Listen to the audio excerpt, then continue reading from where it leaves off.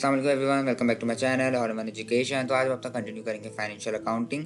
Financial accounting के last video में हमने सॉल्व किया था 26.4 ए सीरीज़ का क्वेश्चन, जो कि बेसिकली हमारा डेप्रिसिएशन मेथड्स पर डिपेंड था। और जो आज का हमारा है 26.5 ए, वो भी हमारा डेप्रिसिएशन के मेथड्स पे डिपेंड करता है ये क्वेश्चन। और जो हमने दो मेथड फॉलो किए थे, स्ट्रेट लाइन मेथड और रिड्यूसिंग बैलेंस मेथड, इस पूरे चैप्टर में हमारे को अभी तक सिर्फ स्ट्रेट लाइन मेथड और रिड्यूसिंग बैलेंस मेथड ये हम यूज़ कर रहे हैं। सारे सवाल एक दूसरे से काफ़ी हद तक मैच करते हैं, बस वैल्यूज़ का थोड़ा बहुत फ़र्क है। इसी तरह जो हर सवाल में हम करते आए हैं, इन फार्मूलाज की मदद से, जो हमारे तीन फार्मूलाज हैं, बुक वैल्यू निकालने का, डेप्रिशिएबल कॉस्ट निकालने का, एनुअल डेप्रिसिएशन एक्सपेंस निकालने का, इनको यूज़ करेंगे। Percentage calculation for reducing balance, and ये हमारा स्ट्रक्चर जो स्ट्रेट लाइन मेथड और रिड्यूसिंग बैलेंस मेथड का है। तो सबसे पहले सवाल को रीड कर लेते हैं और देखते हैं हमसे क्या रिक्वायरमेंट है। 26.5 A, uh printer cost 800 pound, it will be kept for 5 years and then scrapped. Show your calculations of the amount of depreciation each year if the reducing balance method at a rate of 60% was used, the straight line method was used. तो इन्होंने क्या बोला है कि एक printer इन्होंने ख़रीदा था जिसकी वैल्यू थी 800 पाउंड और उन्होंने 5 years तक उसको रखा है और फिर वो स्क्रैप कर दिया है। अब इन्होंने स्क्रैप वैल्यू यहाँ पे हमें नहीं बताई। जैसे कि आपको पिछले सवाल अगर याद हो तो वो हमें बताते थे कि इन्होंने अगर उस प्रोडक्ट को 5 years बाद बेचा है तो कितने का बेचा है, या कुछ भी किया है उसके साथ तो कितने में हुआ है, अगर रीसेल किया है या जो भी किया है, ट्रेड ऑफ किया है। तो इन्होंने यहाँ पर कुछ भी नहीं बताया, बस ये बताया कि 5 years तक उसको रखा है और वो स्क्रैप्ड हो गया था। यानी हमें यहाँ पे इनडायरेक्ट वो में ये कहना चाह रहे हैं कि वो प्रोडक्ट की वैल्यू ज़ीरो हो चुकी थी 5 years बाद, ना वो बेचने के काबिल था, बस वो प्रोडक्ट की वैल्यू ज़ीरो रह गई थी। वो प्रोडक्ट फुली डेप्रिशिएट हो चुका था 5 years बाद।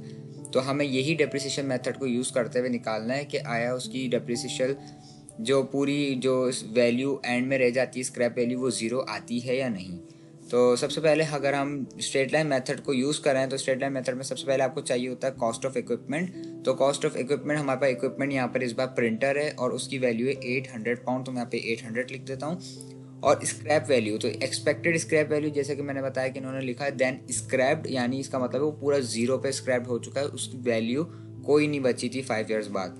और एक्सपेक्टेड टाइम जो है इन्होंने हमारे को 5 years दिया है, तो मैं यहाँ पे 5 मेंशन कर देता हूँ। अब स्ट्रेट लाइन मेथड कुछ यूँ होता है कि एक साइड पे आपका स्ट्रेट लाइन में सारा आप डेप्रिसिएशन टैक्स जो है मेंशन करते हो और एक साइड पे आपकी नंबरिंग यानी डिजिट्स कैलकुलेशंस चलती हैं। सबसे पहले जो रॉ में आपको लिखना होता है वो होता है प्रिंटर कॉस्ट।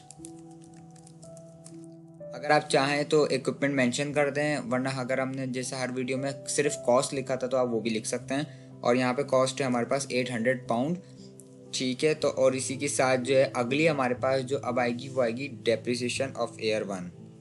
मैं यहाँ पे लिख देता हूँ ईयर 1 डेप्रिसिएशन, और हमेशा की तरह एक स्टेरिक लगा देंगे क्योंकि हम ये कैलकुलेशन बाद में शो कराएंगे नीचे। और ईयर 1 का अगर हमने डेप्रिसिएशन निकालना है तो इसका सबसे पहले अगर हम ऊपर जाएं फॉर्मूलाज में, तो सबसे पहले हमें निकालना होगा डेप्रिशिएबल कॉस्ट, जिसका फॉर्मूला होता है कॉस्ट में से स्क्रैप वैल्यू को माइनस कर दो। तो अगर मैं एक्चुअल कॉस्ट में से स्क्रैप वैल्यू को माइनस कर दूं जो कि ज़ीरो है, तो मेरी जो डेप्रिशिएबल कॉस्ट होगी वो 800 आई है। और अगर मैं इसको हर एयर के हिसाब से मुझे बांटना होगा तो सिंपल मुझे इसको डिवाइड करना होगा नंबर ऑफ एयर से, जो कि मेरे पास 5 है। तो 160 मेरा पर एयर एक्सपेंस आ गया मेरे प्रोडक्ट का डेप्रिसिएशन एक्सपेंस। तो मैं यहाँ पे 160 लिख दूंगा कि एयर 1 का उसका एक्सपेंस इतना आया था, और जब मैं 800 में से उसको सब्ट्रैक्ट कर दूंगा 160 को, तो ये मेरे पास वैल्यू आ जाएगी 640 पाउंड। अब मैं यहाँ पर मेंशन करता हूँ एयर 2 का डेप्रिसिएशन। तो एयर 2 का डेप्रिसिएशन भी मेरे पास सेम ही रहेगा, 160 रहेगा।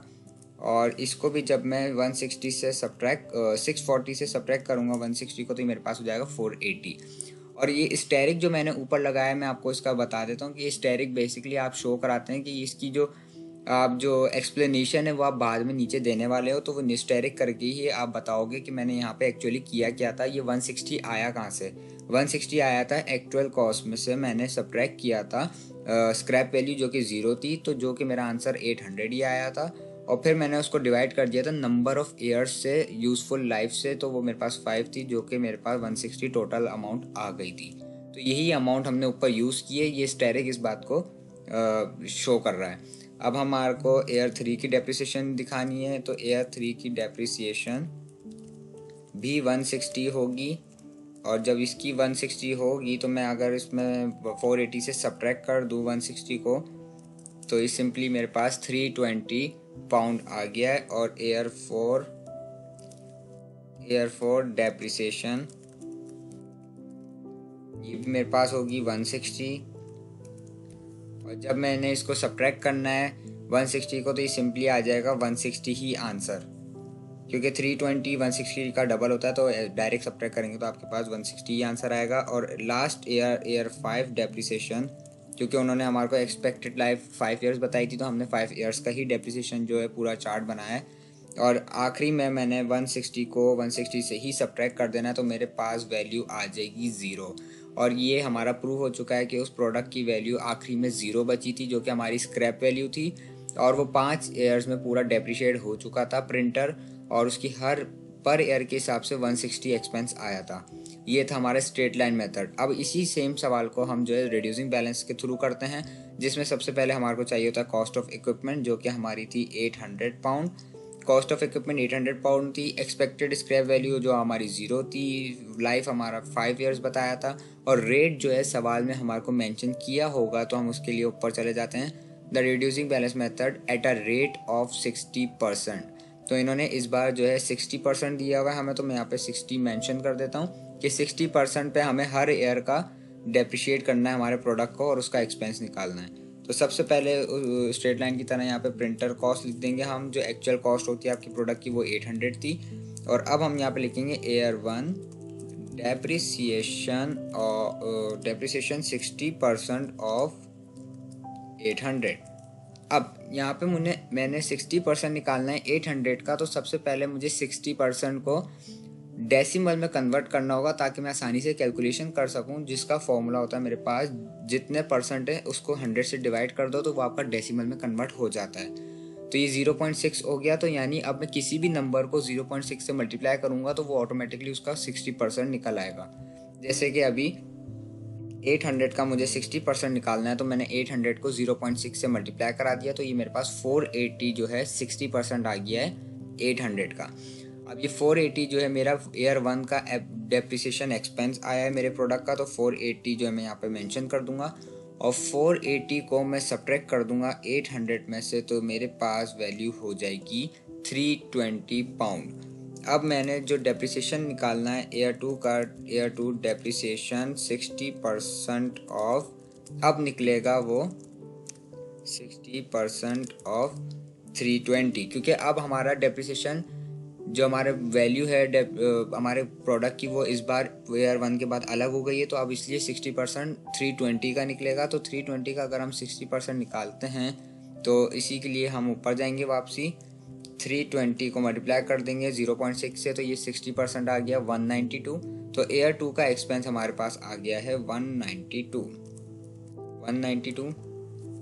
वैसे अगर आपके पास साइंटिफिक कैलकुलेटर्स हैं तो आप जो है डायरेक्ट भी ये जो है परसेंट कैलकुलेट कर सकते हैं, लेकिन मैं ये इस मेथड से इसलिए करता हूँ क्योंकि अगर आप सिंपल कैलकुलेटर से भी करें तो आपको ये करना आना चाहिए। एक अच्छी वे होती है अगर आपको कोई साइंटिफिक कैलकुलेटर ना अलाउ हो या XYZ कोई भी रीज़न हो।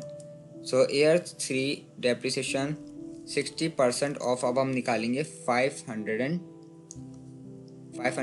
नहीं होगा ये, दरअसल ये सब्ट्रैक्ट गलत हो गया आई गेस। 320 माइनस 192, ये मेरे पास हो गया 128।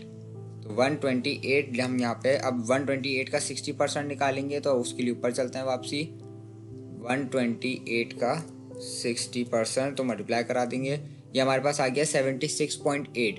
अब रिड्यूसिंग बैलेंस में आपको पता है डेसिमल में आंसर्स आते हैं, तो 0.5 या उससे बड़ा होता है तो हम मैक्सिमम पे राउंड ऑफ करते हैं, और 0.5 से अगर छोटा होता है कोई नंबर तो हम मिनिमम पे राउंड ऑफ करते हैं। तो अभी 76.8 है, तो हम इसको राउंड ऑफ करके 77 कर देंगे। ठीक है, तो हमारा एक्सपेंस इस बार का आया है 77। और जब मैंने सब्ट्रैक्ट कर देना है 77 को 128 से, तो मेरे पास आ गया 51। तो अब मेरा एयर 4 का जो डेप्रिसिएशन निकलेगा वो 60% निकलेगा। Depreciation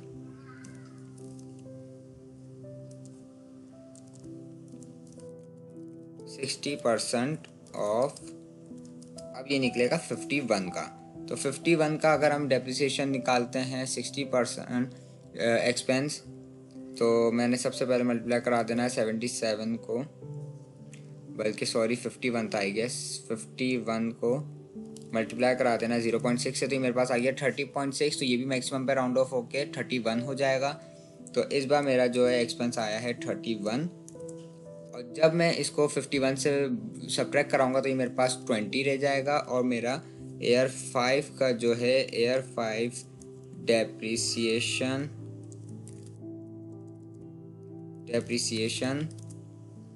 60% of 20। सो अब मैंने 20 का 60% निकालना है, तो मैं 20 को मल्टीप्लाई करा दूंगा 0.6 से। 20 मल्टीप्लाई बाय 0.6, ये मेरे पास 12 आ चुका है। और मैं यहाँ पे लिख दूंगा आखिरी साल का हमारा जो डेप्रिसिएशन एक्सपेंस आया था वो आया था 12, जिसको सब्ट्रैक्ट करने के बाद मेरी वैल्यू बढ़ गई है 8। अब आप देख सकते हैं स्ट्रेट लाइन ने तो हमारे को पूरी स्क्रैप वैल्यू की इक्वल दिया था जो कि 0 थी, लेकिन रिड्यूसिंग बैलेंस में थोड़ा सा फर्क आता है, आपको मैंने पहले भी वीडियोस में बताया है। और इसी के साथ इसका वैल्यू जो हमारी जो प्रोडक्ट की आई है रिड्यूसिंग बैलेंस के थ्रू वो 8 आई है। सो इसी के साथ हमारा क्वेश्चन यहाँ पे कंप्लीट होता है। मैं एक दफ़ा आपको ओवरव्यू दिखा देता हूँ। ये हमारा क्वेश्चन था 26.5A, जिसमें ये 3 फार्मूलाज बेसिकली यूज़ हुए हैं। बुक वैल्यू का फॉर्मूला हमारा चार्ट के अंदर यूज़ हुआ था, जो कि हम सब्ट्रैक्शन कर रहे थे, वो बेसिकली यही वाला फॉर्मूला यूज़ हो रहा है इधर। और इसी के साथ ये हमारा रिड्यूसिंग बैलेंस वाला मेथड। उम्मीद करता हूँ आपको क्वेश्चन समझ आ गया होगा। मिलते हैं अगली वीडियो में, तब तक के लिए अपना ख्याल रखें, चैनल को सब्सक्राइब कर दें, बेल आइकन को हिट कर दें ताकि जब कोई नई वीडियो है उसका नोटिफिकेशन आपको आ जाए। तब तक के लिए अल्लाह हाफिज़।